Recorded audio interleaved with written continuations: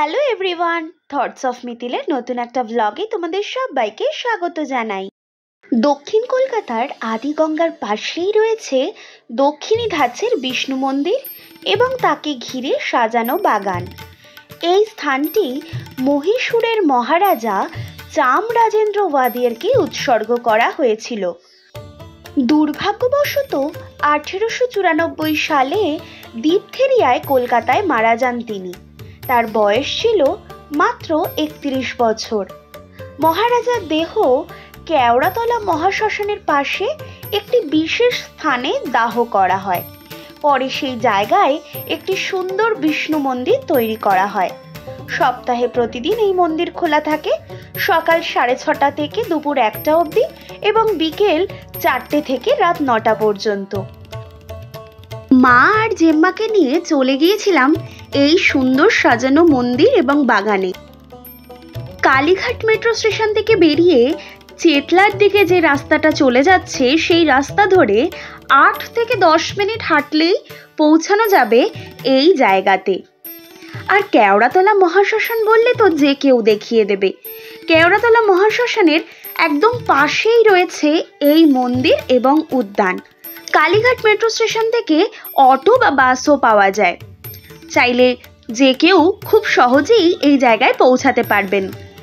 আর আমরা এখন উদ্যানের ভেতর দিয়ে মন্দিরের কাছাকাছি পৌঁছাচ্ছি। এই যে পাশেই দেখা যাচ্ছে নবরত্ন মন্দির, এটাই কিন্তু আসলে তারা মন্দির এবং তার পিছনেই রয়েছে কৃষ্ণকালী মন্দির। এই নবরত্ন মন্দিরের ভেতরেই রয়েছে শিব মন্দির। আর এই মহীশূর উদ্যানেও কিন্তু বিষ্ণু মন্দিরের পাশেই রয়েছে শিব মন্দির। দেওয়ালে রয়েছে মুরাল পেন্টিং।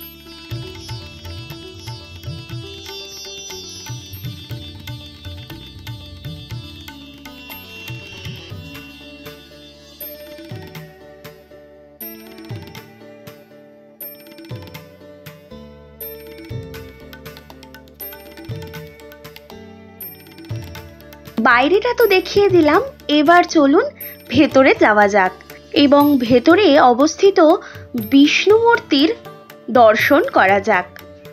পুরোটাই কোষ্ঠী পাথরের তৈরি। জানি না কতটা ভালোভাবে আপনাদের দেখাতে পারছি, তবু যতটা পারলাম চেষ্টা করলাম।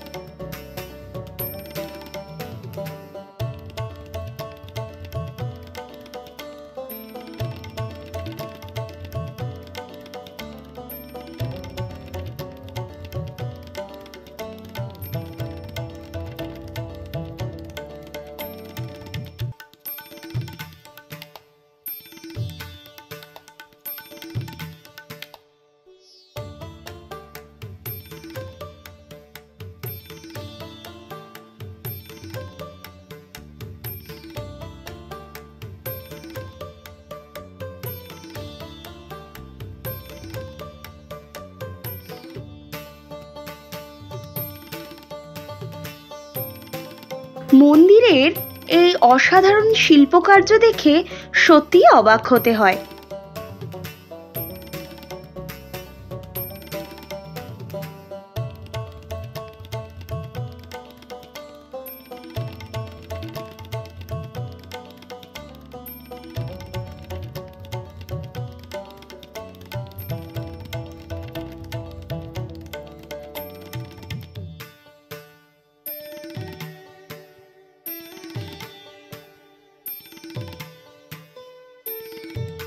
বিষ্ণু মন্দিরের পাশে অবস্থিত এই হলো শিব মন্দির।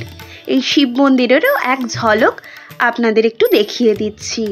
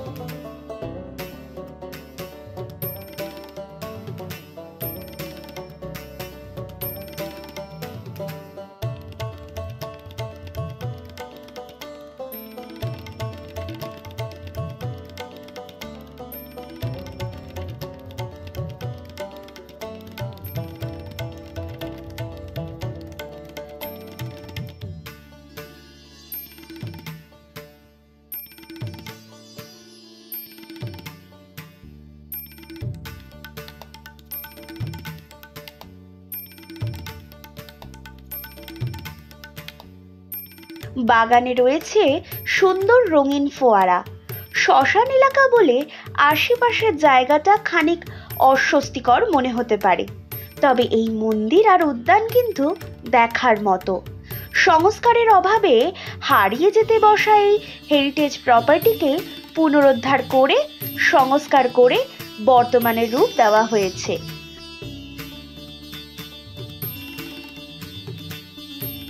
মহারাজ সমাজ সংস্কারক হিসেবে বিশেষভাবে পরিচিত ছিলেন।